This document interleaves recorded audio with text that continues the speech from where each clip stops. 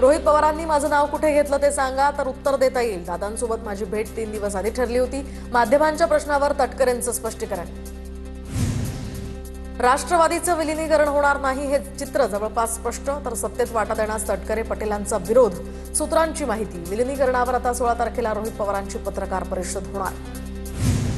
आज दादा नाही, त्यामुळे मला जुनं उणं काढत बसायचं नाही। दादांची इच्छा आणि आशीर्वादानं जे होईल ते पुढे बघूयात। राष्ट्रवादीच्या विलीनीकरणावरील प्रश्नावरून सुप्रिया सुळेंचं उत्तर।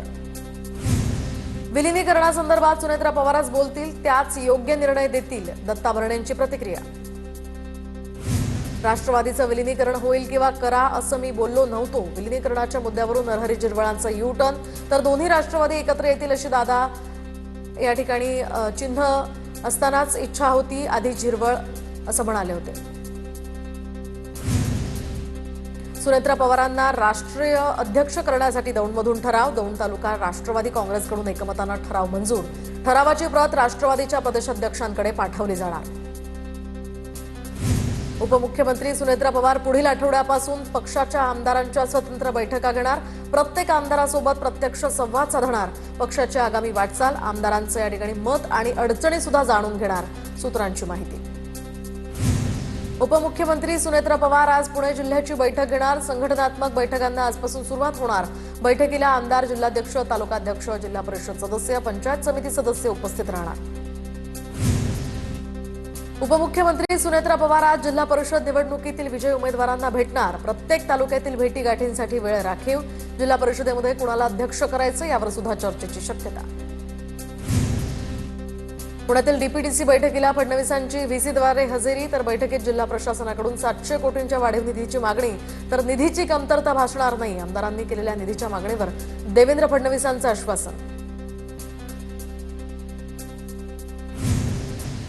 उपमुख्यमंत्री सुनेत्रा पवारांच्या अध्यक्षतेखाली डीपीडीसीची बैठक। 1032 कोटींच्या प्रारूप आराखड्याला मान्यता।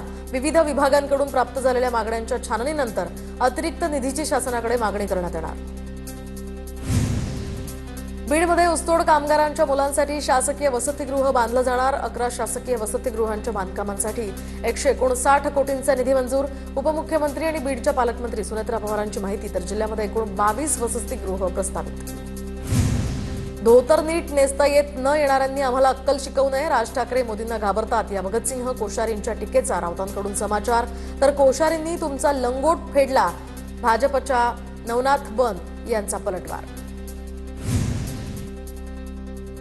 मुंबईतील शासकीय निवासस्थानी भगतसिंह कोश्यारींनी मुख्यमंत्री फडणवीसांची भेट घेतली। पद्मभूषण पुरस्कार मिळाल्यानं फडणवीसांकडून कोश्यारींचं अभिनंदन। महाराष्ट्राचे माजी राज्यपाल भगतसिंह कोश्यारींनी घेतली उपमुख्यमंत्री सुनेत्रा पवारांची भेट। देवगिरी बंगल्यावर जाऊन सुनेत्रा पवारांची त्यांनी भेट घेतली आहे। मंत्रालयात लाच घेताना क्लर्कला रंगेहात पकडलं। मंत्री नरहरी झिरवळांच्या अन्न आणि औषध प्रशासनाच्या विभागात एसीबीची मोठी कारवाई। मेडिकलचा निलंबित परवाना पूर्ववत करून या ठिकाणी देण्यासाठी 35,000ची लाच घेताना आरोपी राजेंद्र ढेंगरे याला अटक। मंत्रालयात खुलेआम लाचखोरी आणि कमिशनखोरी सुरू आहे। मुख्यमंत्र्यांनी संबंधित प्रकरणाची दखल घेऊन जनतेला माहिती द्यावी। लाचखोर मंत्र्याला पदावरून हटवावं। झिरवळांच्या विभागातील क्लर्कला लाच घेताना पकडल्यानंतर हर्षवर्धन सपकाळांची टीका। ठाकरेंच्या शिवसेनेचे सय्यद इक्बाल, परभणीचे महापौर इक्बाल यांना 39 मतं, तर भाजपच्या उमेदवार तिरुमला खिल्लारे यांना 26 मतं। काँग्रेसचे गणेश देशमुख परभणीचे उपमहापौर। परभणीमध्ये ठाकरेंच्या शिवसेनेचा खरा चेहरा समोर आला। परभणीमध्ये मुस्लिम महापौर देण्यावरून शिंदेंची टीका, तर मुस्लिम महापौर झाल्यावर प्रश्न का पडावा, राऊतांचं प्रत्युत्तर।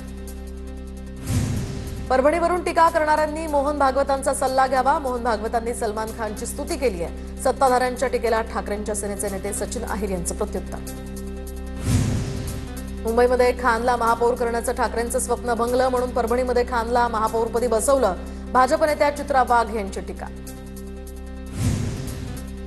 उद्धव ठाकरेंची भगवी टोपी आता हिरवी झाली आहे। दसरा मेळाव्यामध्ये उद्धव ठाकरे हिरवी टोपी घालून आल्यास वेगळं वाटणार नाही।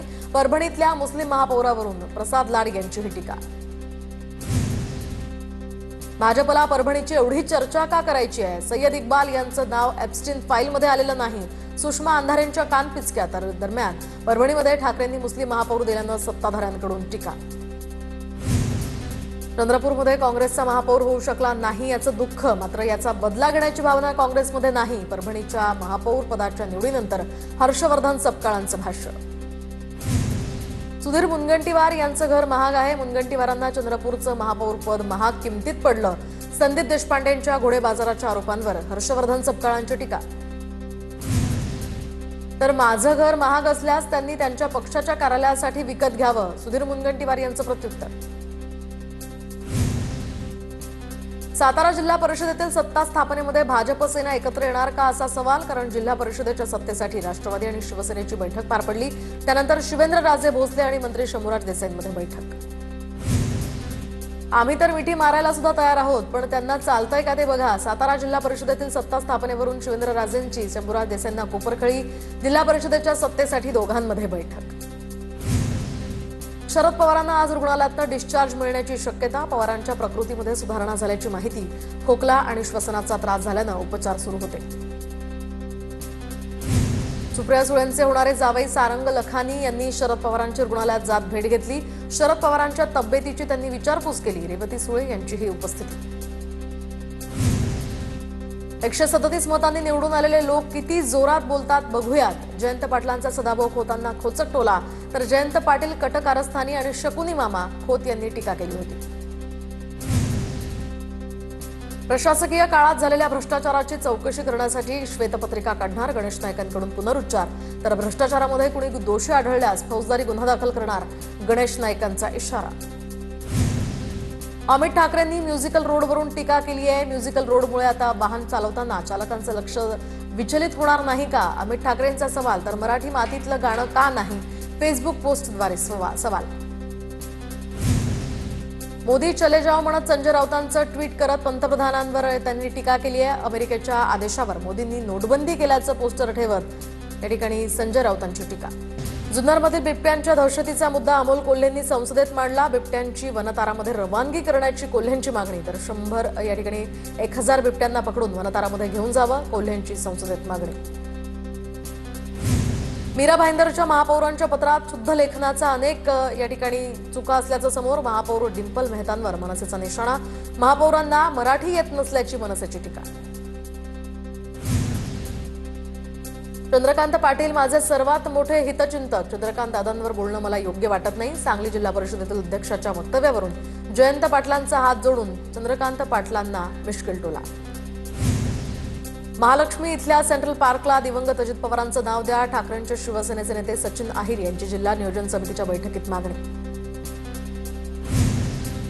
पालकमंत्री नितेश राणेंकडून मुख्यमंत्र्यांकडे सिंधुदुर्ग जिल्ह्याचा 600 कोटी रुपयांचा प्रारूप आराखडा सादर. तर जिल्ह्यातील प्रस्तावित कामांसह विकास प्रकल्पांची सविस्तर माहिती दिली. मुंबईच्या औशिवरामधील सिटी इंटरनॅशनल स्कूल अचानक बंद केल्याचा आरोप. शाळा बंद झाल्याची माहिती मिळताच पालक शाळेबाहेर जमले. याआधी शाळा बंद होणार असल्याची माहिती दिली नव्हती, पालकांचा आरोप. हिंगोलीमध्ये यावर्षी सार्वजनिक शिवजयंतीची धुरा महिलांच्या खांद्यावर असणार. शिवजयंती निमित्तानं महिलांसाठी महिलांचे क्रिकेट सामने, महिला बचत गटांचे विविध उपक्रम सुद्धा राबवण्यात येणार. प्रशासनाच्या नाकावर टिचून वाळू माफियांचा धुमाकूळ. बुलढाण्यातल्या जळगाव जामोद या तालुक्यातला हा प्रकार. पूर्णा नदीमध्ये बोट आणि पोकलेनच्या साह्यानं सर्रास वाळू उपसा.